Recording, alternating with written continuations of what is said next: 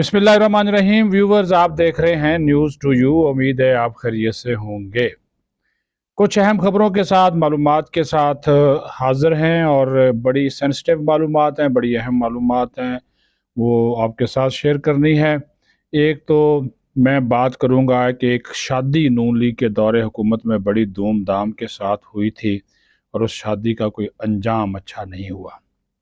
फिर एक भगोड़ा यूट्यूबर बाहर बैठा हुआ पाकिस्तान के इदारों को, अफवाज पाकिस्तान को बदनाम कर रहा है, उसके ऊपर बात करूँगा। तीसरी मैं बात करूँगा कि हमारे निगरान वज़ीर आज़म और हमारे मुक़्तदर इदारे कुछ वज़रा की परफॉर्मेंस से मुतमिन नहीं हैं। पहले भी मैं बात की थी और कुछ तब्दीलियाँ करने के बारे में संजीदगी के साथ सोचा जा रहा है।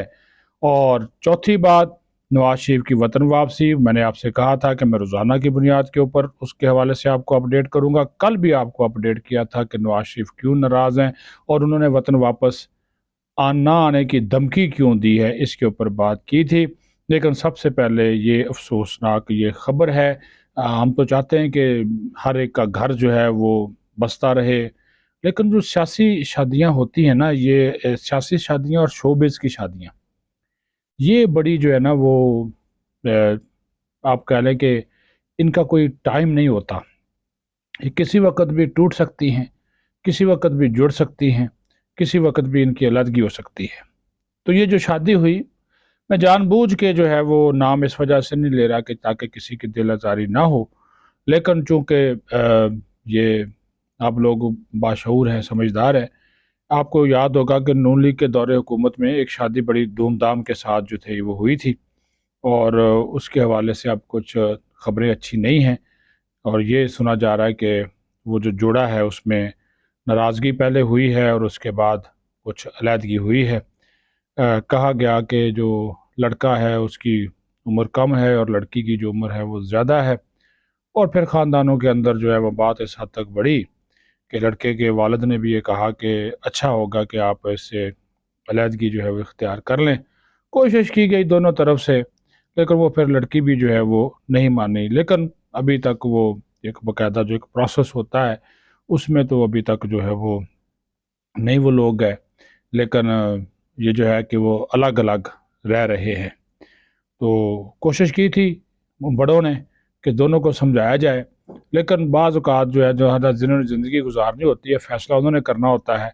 तो वो दोनों ने कहा कि हमारे लिए बेहतर यही है कि हम फ़िलहाल जो है वो अपने आप को अलग अलग ही रखें, और वो अलहदा रह रहे हैं। जो वालिद साहब हैं लड़के के, वो कह रहे हैं कि ये मामला ख़त्म हो जाना चाहिए, जबकि वालदा जो हैं वो चाहती हैं कि नहीं, ये मामला जो है वो अब इसको हमें जोड़ना चाहिए और इस स्ट्रीम पर नहीं जाना चाहिए कि मामला जो है वो तलाक तक पहुंच जाए। तो ये चीज़ें जो है ना वो रोकने की कोशिश की जा रही है। ये ऐसे ही है जैसे अभी तक हमें शोएब मलिक और सानिया मिर्ज़ा की जो शादी है, वो हम समझते हैं कि वो शादी चल रही है, जबकि अमली तौर पर दोनों अलग अलग रह रहे हैं। लेकिन ये है कि दोनों में तलाक नहीं हुई, ये बात भी दुरुस्त है। लेकिन दोनों की इख्तलाफ मौजूद है, दोनों की नाराज़गी जो है वो मौजूद है। और तो इसी तरह के, जिस तरह मैंने कहा था ना, ये स्पोर्ट्स हो गया, शोबिज़ हो गया, ये हमारे सियासी शादियाँ हो गया, ऐसे ही चलती। अब मायरा खान देखें, वो लड़का, वो जो आदमी उसको पसंद करता था, उसका पुराना दोस्त, उससे वो पहली शादी करना चाहता था। वो उसका बड़ा पुराना दोस्त है, वो सलीम करीम जो उसका नाम है, बिजनेसमैन है। शुरू में ही वो उसके साथ काफ़ी वो करीब था, जिस्मानी तौर पर भी और दीगर मामलात के हवाले, उसके कारोबारी और फिल्मी बड़ा पैसा लगाया उसने। तो उस वक्त मारा खान ने उसके साथ शादी नहीं की, तो अब उसके साथ कर ली, हालांकि उसका जवान बेटा है। तो इसमें तो ये शोबिज़ की दुनिया में कुछ भी जो है वो हो सकता है। ये मिसालें मैंने इस वजह से आपको दी है कि हमारे यहाँ ये सिस्टम जो है वो चलता है। अब दूसरी खबर के, जो निगरान सेटअप है उसके अंदर कुछ तब्दीलियाँ हुई हैं और होंगी। अभी कोई नए लोग शामिल हो रहे हैं। आज ही शहजादा एहसन अशरफ जो शेख हैं, उनको काबीना का हिस्सा बनाया गया है। ये माजी में भी रहे हैं। ये 2000 जब मुशर्रफ की हुकूमत थी ना, ख़त्म हुई थी 2006-7 में, उसके बाद जो निगरान सेटअप बना था उसमें भी वज़ीर सनअत व पैदावार थे। तो अभी भी ये जो है वो उनको शामिल किया गया वफाकी काबीना में। अभी हम सुन रहे हैं कि कोई ताहिर जावेद साहब भी आ रहे हैं, कुछ और लोग भी आएंगे।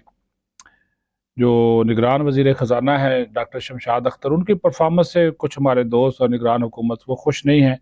وہ خود بھی اپنی کوئی پرفارمنس اتنی کوئی زیادہ وہ بہتر نہیں دے رہی، کچھ معاملات میں وہ دلچسپی بھی نہیں دے رہی. پھر اس کے علاوہ کچھ اور وزراء ہیں جن کی پرفارمنس بالکل وہ نظر ہی نہیں آتی کہ وہ ہیں بھی اگر نہیں ہیں.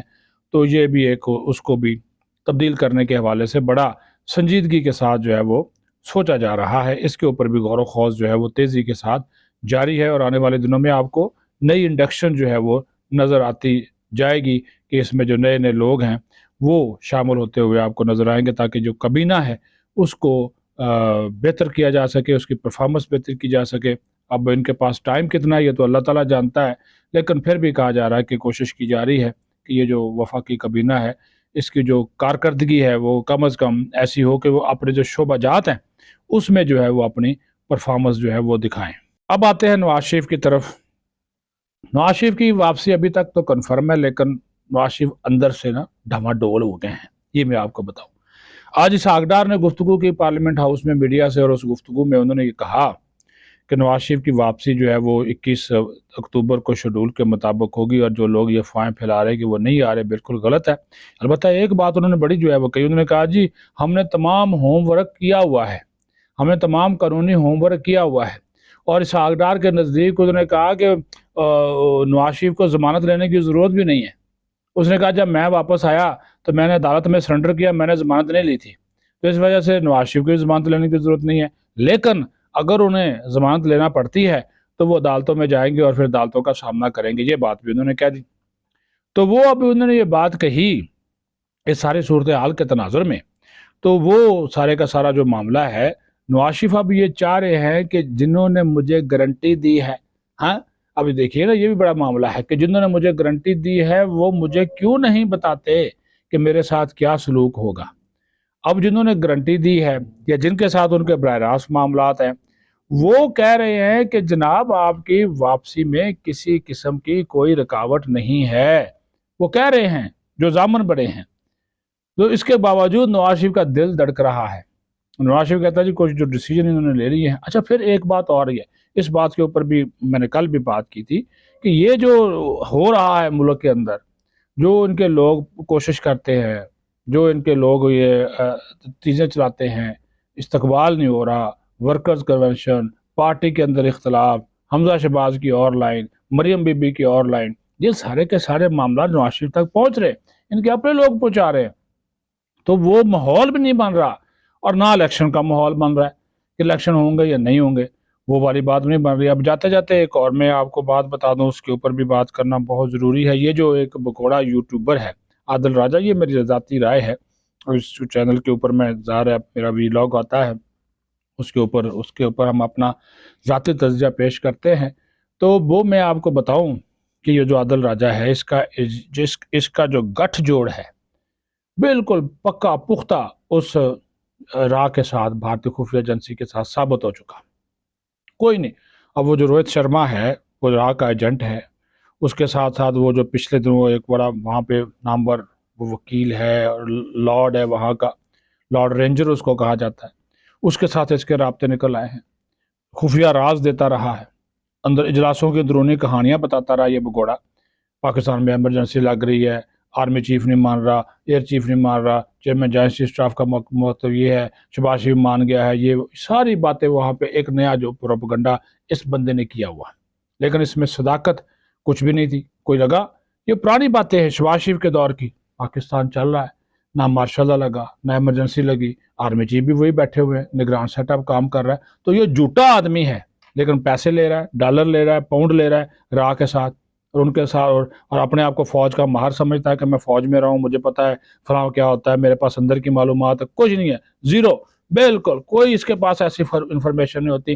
جو بھی اس کے پاس انفارمیشن تھی ساری کی ساری آج تک جو ہے وہ جھوٹی، بے بنیاد، لغو، حقائق کے برعکس اور دو نمبری فراڈ، چیٹنگ پر مبنی نکلی ہیں.